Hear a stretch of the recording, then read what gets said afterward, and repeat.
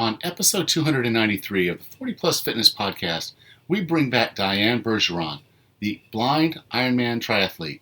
You can find the full show notes for this episode at 40plusfitnesspodcast.com/293.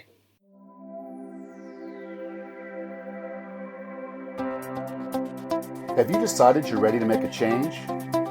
To reclaim your health and fitness? The 40 Plus Fitness Podcast is here for you. I'm your host, Alan Meisner. I'm an NSAM certified personal trainer with a specialization in corrective exercise and fitness nutrition.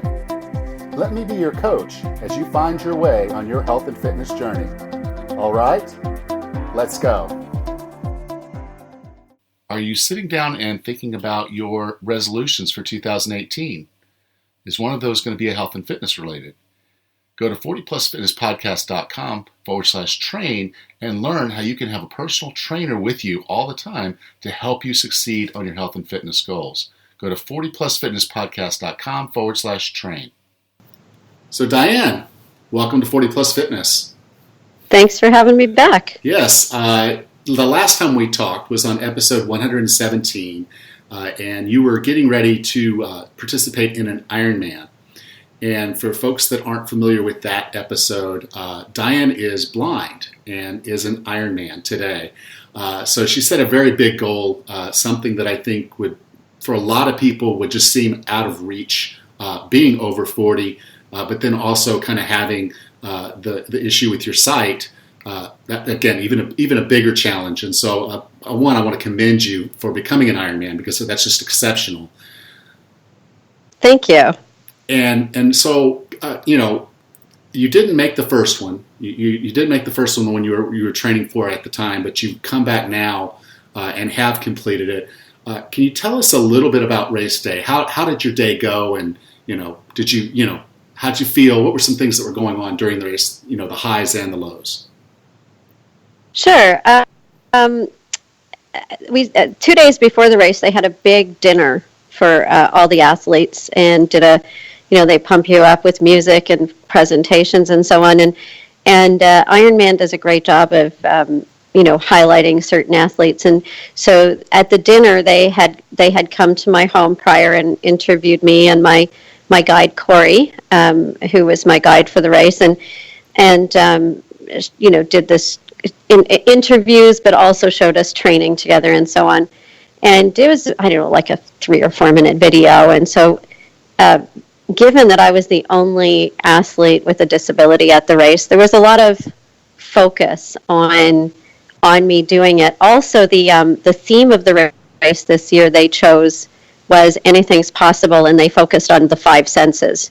I was told that they chose that specifically because I was going to be there as a person that had one of those senses not functioning. So, I felt like it was very exciting to have that highlight. At the same time, I also knew they were filming for TSN and they were going to do some feature stuff and focus on my race. And so walking the morning of the race, when I got up and I was feeling very calm and I started eating, and then suddenly I was like, oh my God, everybody's going to be watching me. And, what if I don't make it again? I did this 2 years ago and didn't make it, and I'm going to let all these people down again. And I had people come from, 2,000 miles away to come and cheer me on, my family and friends. And my stomach started churning, and so I couldn't quite finish all of the nutrition I had set out, but I was close. But my stomach started going. And then walking down to the beach, I started calming and feeling like, okay, I can do this, get rid of the stress, take some deep breaths, and I was almost calm. And then the announcer said, and here's Diane Bergeron, our visually impaired athlete. And then I started all over again, stressing out. But when the fighter, they had a fighter jet go over, do a flyby, and then the fireworks went off, and off went the pros, and then they had a rolling start for those of us that are age groupers, and I just seated myself in with what I thought I would be for time for the swim, and so I wasn't separate from anybody else. I didn't go as a separate disabled athlete, or I was in with everybody. And I have to do it.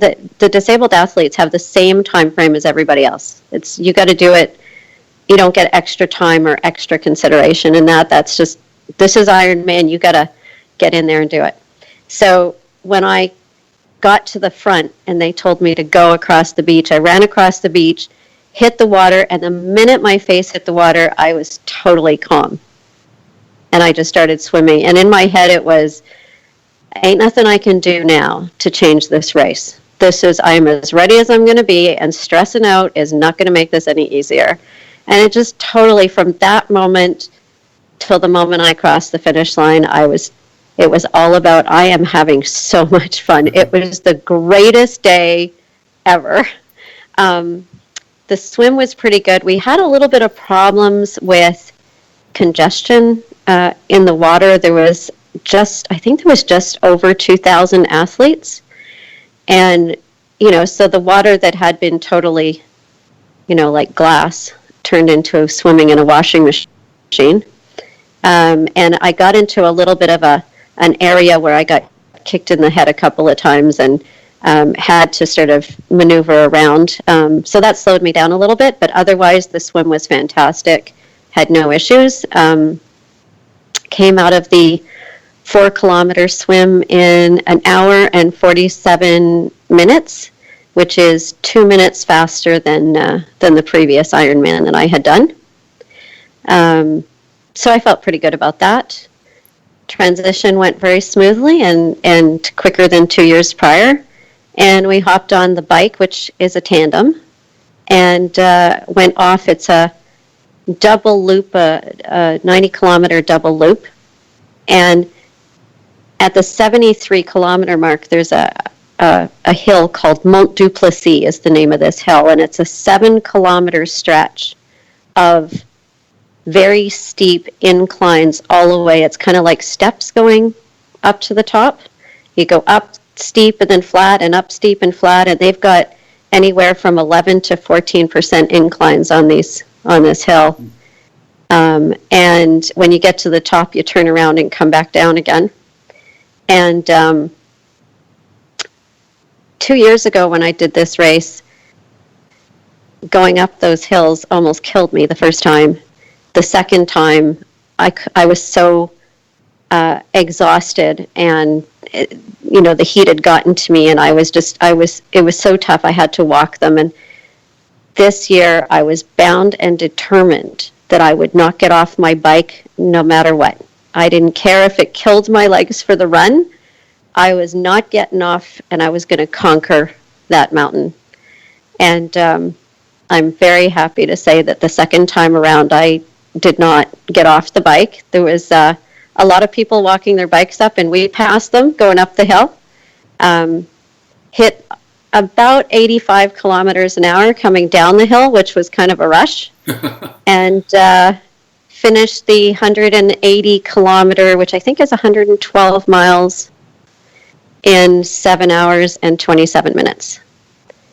So that was really good. And then we went into transition again.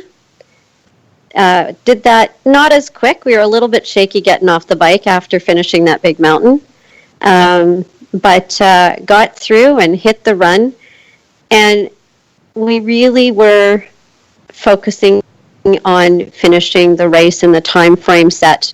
We had different goals that we had set, but the key thing was to finish healthy and strong and feeling uninjured.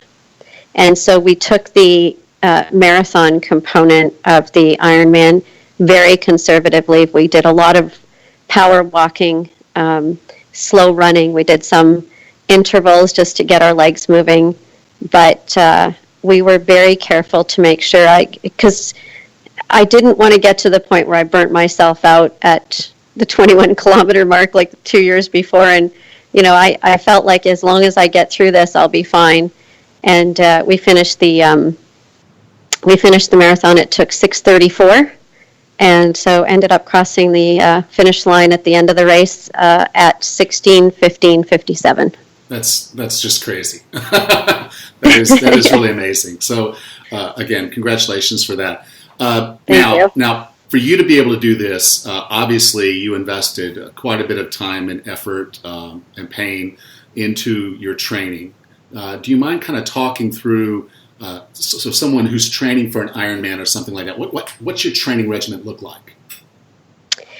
Yeah, so the first thing that I did was coming off of the 2015 race. I really looked at what was it about the race that caused me to not be able to finish. And when we talked in the last time I was on the podcast, we talked about the fact that I had a lot of things happening. I had bronchitis just a few weeks before I had sprained my ankle. And the day of the race, it was about 110 degrees with the humidity, and I ended up with heat stroke ultimately that sent me off. And those are things that are completely out of my control. There's nothing I could have done to change the weather, although many people would have liked to that day, I'm sure. But that's just life. Life hands you things, and you just can't change that. But I wanted to look at what was the things from that race that I could change. What did I need to improve on?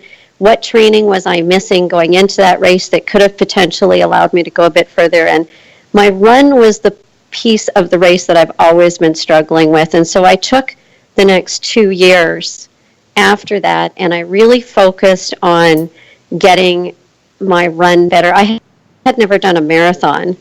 So going into an Ironman with only doing a half marathon and never completing the full, really, I needed to get that to let myself know that I could do a 42-kilometer run. So I spent that next 2 years focusing in on, I did 2 marathons. Well, I actually did 2 marathons, including one of those marathons was part of the Dopey Challenge in Florida in January. So I did a 5K, a 10K, and then the 21-kilometer got canceled due to the weather, and then a 42-kilometer I did. So I did that in 4 days, just to prove to myself that I could go the distance even in an Ironman. So did a lot of running. Once about, I'm going to say right around the end of March, training really kicked in, where we spent a lot of time. I would do the spin bike about 3 times a week. I would run at least 3 times a week, sometimes shorter, a lot of shorter runs, because I also have a full-time job. But on the weekends, it was building up from, starting at 10K, then up to 15, and then, dealing with the long runs on the weekend. I did a couple of cycling tours where I would do 300 to 350 kilometers of cycling over 2 days on a weekend. And then swimming. I did a lot of pool drills, but also going out in the lake and just swimming, the distance, doing 3-kilometer swims and so on. And a lot of strength building as well, mostly with lighter weights, because, I was doing a lot of distance stuff, so you didn't want to get yourself sore when the weekend comes. But I was doing a lot of lighter weights and strength building in that time as well. Yeah. So I think a couple of the key things that I pick up from there is that, this was not a 3-month training regimen. This was a series of years, and you put it together, and you put it together on the basis of what you knew were your strengths and what you knew were your weaknesses. So you were keeping your strengths strong, but also working to improve on areas where you knew that you weren't quite as consistent or as strong. Yeah, and I think the other piece is looking at the race itself and knowing, I could have worked really hard on my swim, because that's where one of my, I've got pretty good swim technique, and I could have easily knocked off 15 minutes off my swim, let's say. So I could have done that. But 15 minutes, you're not gonna win an Ironman on the swim. You can lose it on the swim, but the swim is not going to do. You need to look at where can you gain the most time and what are the pieces. So the run was a focus because I needed to be able to get to the distance, but the bike was the other focus, because the bike is, if you can get a good strong bike, you can save yourself an hour. Yeah. So those were the two, real focus, that just getting my legs and knowing that they could do the run and focusing in on that piece, but also a lot of time in the saddle to make sure that we could hit that mountain. And I also did go to the race site, and twice we did 2 weekends up at the race site so that we could do the full loop of the course and hit that mountain a couple of times to make sure we could actually get the strength to do it. Yeah, so all your training was on the basis of knowing what you were actually trying to do. So this was all focused on that one thing, which again, it was a big, audacious goal. I mean, it was like this was really, really something big. And so putting your focus and your time into it, I know we talked a couple of times. You did have a couple of injuries along the way. Could you talk a little bit about training around your injuries? Sure. Yeah, I had a injury. I had tendonitis in my right arm at one point, and it was it was funny because I was trying everything. I went to the physical therapist. I did massage therapy. I was doing everything, and it was it's getting a little bit better, but I wasn't swimming right away because I was like, I have to get this injury dealt with. And I was doing very light weights and so on, a lot of the resistance bands. And then, the day came that I had signed up for a 3-kilometer swim, open water swim. It was one of the training. I like to train in races just because, to me, a race is it's like a training day with valet parking and catering services. So you don't have to worry about, all the making sure there's somebody there to watch you while you're swimming. It's all taken care of. So, and I just thought, this arm is really going to suffer, but let's see how it goes. And funny enough, by the time I got to the end of the 3 kilometers, my arm was perfect. Okay. And I realized all I really needed to do was swim, and then it fixed the problem. I also had a problem with one of my, the side of one of my shins, just on the edge, and I got some better shoes, and I got physical therapy for that as well, and did a lot of stretching and so on. And so, I had to lighten it up. I was overtraining a little bit and needed to switch it up a little bit and do a lot of foam rolling and stuff like that.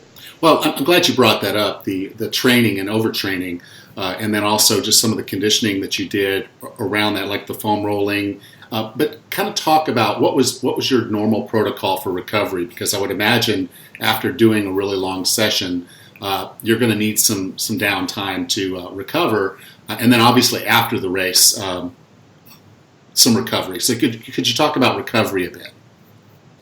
Yeah, I made a basic policy that I needed to have at least 1 day off per week, regardless of what my training was, even if it was a light training week. I really felt that 1 day of doing no exercise and just letting everything rest and taking care of myself, and I would treat myself with time in a hot tub or whatever, a little bit of massage, or things that would really give my muscles a chance to just take it easy. But if I did a long weekend where I did say 350 kilometers of cycling over a weekend, the next day for sure would be off, and the day after that would be a light run or a light swim, something just to give myself enough time to let my muscles realize that they were on a bit of a break, and to get them to repair themselves. After the race, I was expecting to wake up the morning after the race. Well, first of all, the night of the race after crossing the finish line, keeping in mind that I was up at 4 a.m. to start the race at 7, and I crossed the finish line just before about 11:15 or 11:20, somewhere in there. I crossed the finish line. So it was a long day for me to be awake, let alone to be doing all of that activity in that time frame. And I hit the bed and I was unconscious. Slept right through the night, no worries, woke up in the morning and just laid there for about 5 minutes thinking, I can't move because I know when I move this is going to hurt something bad. And I was totally shocked. I stood up and I was a little bit wobbly. My muscles were a little bit tender, but I took about 5 steps and I had absolutely no pain. I had nothing. And I didn't feel like I had just run an Ironman the day before. I mean, I had the typical little bit of tight muscles, but just, like I've been living with that for 2 years of just, working out. And I really didn't feel like anything bad had happened. I had no injuries at all. I felt very strong and very healthy. Well, it's a saying. I'm sorry. It is a saying amongst marathon runners and ultras is you're either going to pay for it ahead of time with your training, or you're going to pay for it afterwards. But one way or another, the run is going to come at a cost. And so it sounds like your training set you up to be successful and for your body to be comfortable with that distance and be able to recover relatively well. Oh, yeah. And I remember, when I did my first marathon and I got back to the house, and I had for about 2 weeks after that first marathon, I had to walk up and down the stairs backwards because my legs were so sore that I couldn't go forwards. But after the Ironman, I had no problem with stairs. I felt fine. In fact, I spoke to my coach later that week, and I said, I'm feeling really good. I think I'm going to start running next week. And because I had said I was not doing anything for a week, I was just going to take it easy, get a couple of massages, that sort of thing, and stretching, and that was it. So I said, I think I'm going to get back to training next week. And he started laughing, and he said, you've forgotten already. It's like childbirth. You forget the pain and suffering. He said, you need to not do that. And he had me just basically get on the bike and spin for half an hour, very light, very easy, just to get some very active recovery time in. No work on the treadmill for 3 weeks. And just very, the stretching and that kind of thing. And so the recovery was so important. And despite what I thought I could do, I'm very glad that he told me no, because I think I probably would have injured myself. Yeah. And I think that's very important to understand is, recovery is just as important as the work and kind of getting yourself fully recovered before you get back to do any training. So before I let you get out of here, you're training. So what's next? Yeah, so I've decided that I need to qualify for Boston. In the visually impaired category, I believe you have to do it in 5 hours. So that's my goal now, is to hopefully, I've got 2 marathons I'm planning to do in 2018 to see if I can BQ on those. In the meantime, I've started training because in Canada, we have the Canadian Death Race, they call it. It's a trail run up in the mountains in Alberta, and I believe it's a 125-kilometer run with 6 kilometers of elevation, and you also have to jump in a boat and row across a river. And you can do it as a relay team, and so I'm putting together the first 5-person relay team of all blind athletes to complete the death race in August. That's outstanding, but a little intimidating if they're going to call it a death race. But I did check; nobody's actually died at the race. Okay. Well, I did want to also tell you, Alan, that at the Ironman, because I think that your listeners would find this quite interesting. The oldest woman to complete the Mont Tremblant Ironman, which keep in mind that apparently the Mont Tremblant is the 8th hardest Ironman in the world, they were telling me. They told me that after the race, which is probably a good thing because I would have been intimidated before. You already had enough on your mind. Yeah, enough pressure and stress there. But yeah, so apparently the oldest woman to complete the race was 72. And the oldest man to complete the race was 77. That's amazing. Yeah, it was very exciting. They were pretty thrilled. They were also, like me, very tired, they said. Oh, yeah. I don't think you do something that exceptional and not have some fatigue and some things going on that, but you obviously took the time to recover following your coach's advice. So I guess now you're back at it and getting ready for the next big thing. Yeah, just doing some easy runs right now, just getting myself back ready to get the legs moving, and we'll start picking up training in January after the holiday season, and start hitting the runs harder. And it's going to be different for me because I'm used to road running, and trail running for a blind person is very challenging. Well, it's challenging for people who can see. I've done some trail running, and it's it's something that you can injure yourself pretty severely if you're not paying attention. But obviously, yes, it is something you'll have to train for. That's very different than just running on flat surfaces. Yeah, and I think it takes a lot of time and effort, but I love the training. It is hard working full time, and I do international work, so I travel a lot. So trying to find time, but I do a lot of exercises and strength building in my room using some of the advice that you provided in your last podcast that I listened to, actually, which is the one around the equipment that you need to have, resistance bands, TRX, that kind of thing.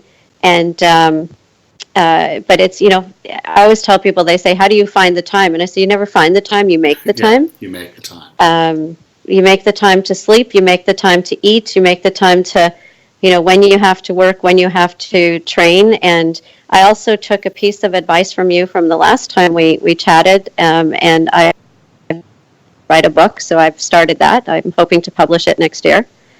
And I'll be launching my website starting sometime in January. So. Okay. Well, if someone wanted to get in touch with you, learn more about what you're doing, maybe even follow your training, where would you like for me to send them? They can send me an email. I've got a website, like I said, that I will be hopefully launching before the end of January, which will be blindironvision.com. And they can email me at blindironvision@gmail.com. Outstanding. So, Diane, again, congratulations on such a huge accomplishment. I've been following you. Obviously, we've been chatting over the course of the last couple of years, and just kind of seeing you get ready for this race, and then just succeed beyond anything I would have ever envisioned. But again, congratulations, and thank you again for being a part of 40 Plus Fitness. Thank you very much, Alan. I appreciate it.